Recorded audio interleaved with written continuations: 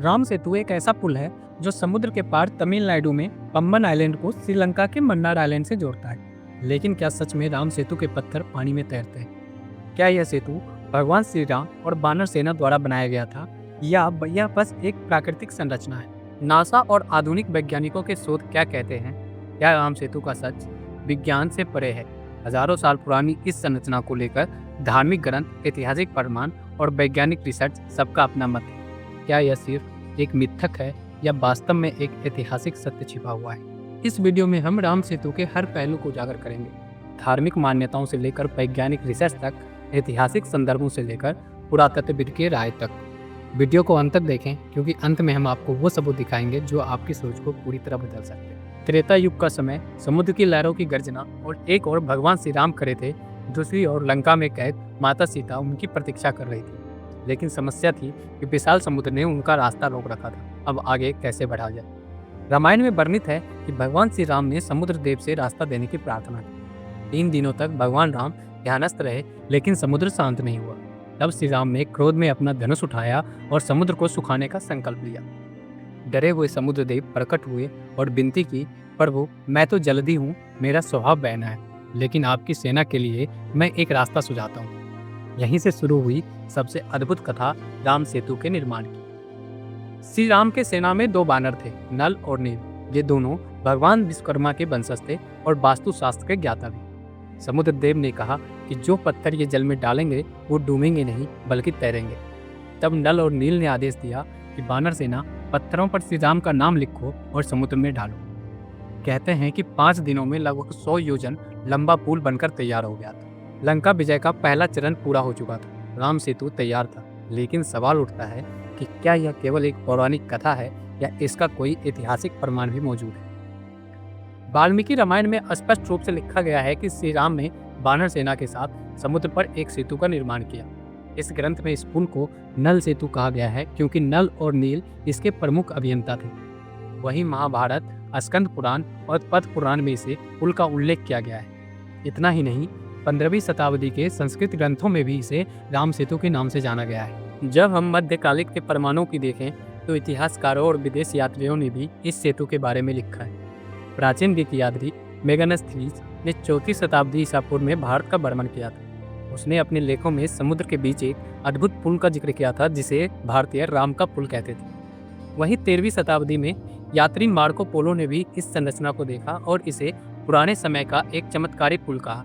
इसके अलावा ब्रिटिश और मुगल शासनकाल ने भी इसे एडम्स ब्रिज के नाम से जाना गया। इसके पीछे ब्रिटिश मानचित्रों ने इसे इस्लामिक मान्यताओं से जोड़कर आदम का पुल यानी एडम्स ब्रिज कहा गया, क्योंकि कुछ इस्लामिक ग्रंथों में इसे आदम का पथ बताया गया है, जहां से कथित रूप से हजरत आदम स्वर्ग से पृथ्वी पर आए थे। लेकिन असली सवाल यह है कि क्या विज्ञान इसे प्रमाणित करता है? साल 2002 में नासा के टेरा सैटेलाइट ने हिंद महासागर की एक चौंकाने वाली तस्वीर ली। इसमें भारत के दक्षिणी तट और श्रीलंका के बीच एक रहस्यमयी चेन जैसी संरचना साफ दिखाई दी। इस संरचना की लंबाई करीब 48 किलोमीटर है और यह लगभग समुद्र की सतह के नीचे बनी हुई है। नासा के वैज्ञानिकों का कहना है कि यह नेचुरली ऑक्यूरिंग लाइमस्टोन सोल यानी चूना पत्थर की प्राकृतिक संरचना हो सकती है, लेकिन कुछ पुरातत्वविदों का मानना है कि यह मानव निर्मित भी हो सकता है, यानी विज्ञान भी इस सेतु के निर्माण को पूरी तरह नकार नहीं सकता। अब आइए भारत के वैज्ञानिकों का अध्ययन को भी देखते हैं। जूलॉजिकल सर्वे ऑफ इंडिया के रिपोर्ट के मुताबिक राम सेतु के पत्थरों की उम्र लगभग 7000 साल आंकी गई है, जबकि इसके नीचे की रेत मात्र 4000 साल पुरानी है। यानी ऐसा प्रतीत होता है कि ये पत्थर समुद्र में बाहर से लाकर रखे गए हैं। समुद्र के नीचे छिपे कुछ पत्थर इस सेतु की कहानी को और भी रहस्यमयी बनाते हैं। कुछ शोधकर्ताओं के मुताबिक ये पत्थर पूमिसिक स्टोन यानी झागदार पत्थर हो सकते हैं जो ज्वालामुखी के लावा से बनते हैं और पानी में तैर सकते हैं।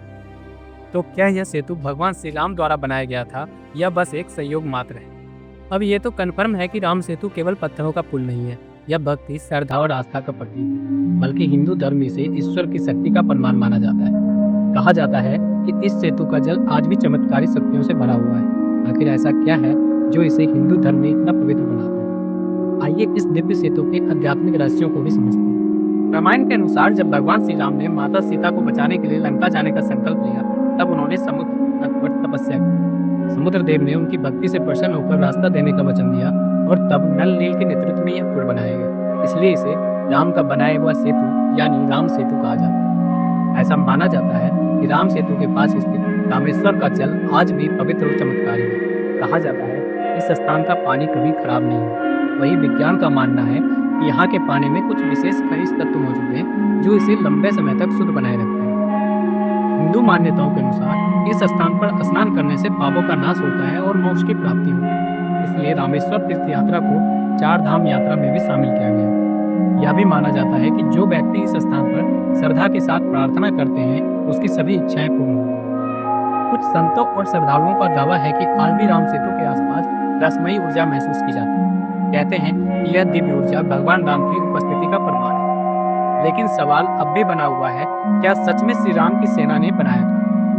वाल्मीकि रामायण और कई हिंदू ग्रंथ इस बात का प्रमाण देते हैं कि यह पुल भगवान राम की सेना ने बनाया था। इसके समर्थन में कुछ वैज्ञानिक तर्क भी हैं, जैसे तैरते हुए पत्थर और सेतु की संरचना। वहीं कुछ वैज्ञानिक इसे सिर्फ प्रवाल भित्ति यानी कोरल रीफ्स या और रेतीली संरचनाओं का एक क्रम मानते हैं। यह सवाल भी उठता है कि क्या राम सेतु को भारतीय धरोहर घोषित किया जाना चाहिए? कुछ लोग मानते हैं कि यह धार्मिक और सांस्कृतिक धरोहर है जिसे संरक्षित किया जाना चाहिए। वहीं कुछ का कहना है कि यह सिर्फ एक भूगर्भीय संरचना है जिसे छेड़ना नहीं चाहिए। आपको क्या लगता है, क्या इसे भारतीय धरोहर का दर्जा मिलना चाहिए? अपने विचार हमें कमेंट में बताइए और इस रहस्यमयी कहानी को दूसरे तक पहुंचाने के लिए वीडियो को लाइक और शेयर जरूर करें। अगर आप और रोचक वीडियो देखना चाहते हैं तो हमारे चैनल को सब्सक्राइब करें और बेल आइकन दबाएं। जय श्री राम।